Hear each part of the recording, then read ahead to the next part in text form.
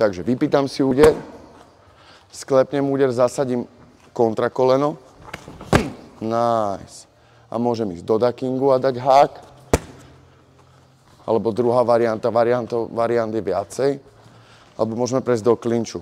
Vypýtam si úder, sklepávam úder, kontrujem, prechádzam do klinču, klinčového úchopu. Znovu celé, urobíme dve varianty s duckingom a potom s klinčom.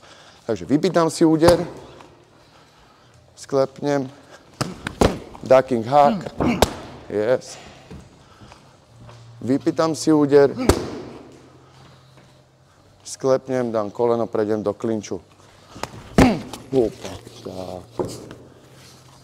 Ďakujem.